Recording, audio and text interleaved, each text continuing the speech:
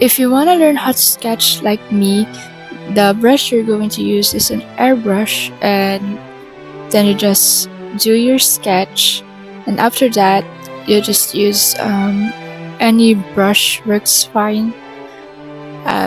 Usually do a dark orange brown, but in this drawing I decided to go for a dark purple color, and then I'll just make the lines thicker at the part where there's like intense shadow, just like under the neck and the parts.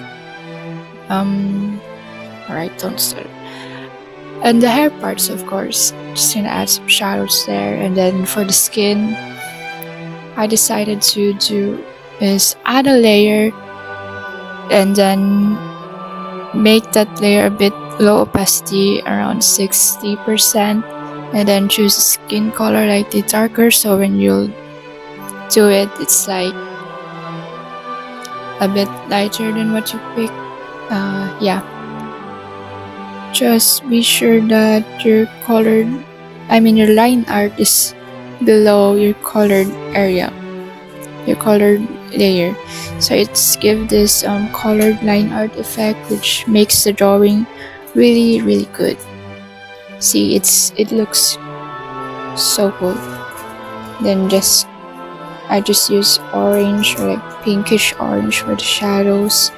It also depends on the surrounding, but since it's just a black background, just the character itself, I just decided to use orange. And then I add like a reddish pink around the eyes for its pop, and then a blush which is color pink, the value is a bit close to orange. Then I just render the eyes. Now to render the eyes, don't just add random whites. First you add a black and then you add the white, so like the white as an outline of black for it to also pop. And then don't overthink much about the drawing, you know.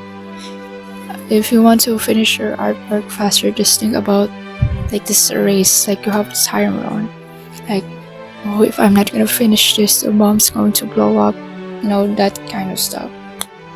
And for the hair, I got lazy with it, so I just add some highlights and then dark stuff. I mean, neither was my reference really has rendered hair, if that's a word. I mean, the hair was just like has basic lighting and stuff. So yeah, I guess that's it for today's video. Comment on what tutorial I should do next. Bye.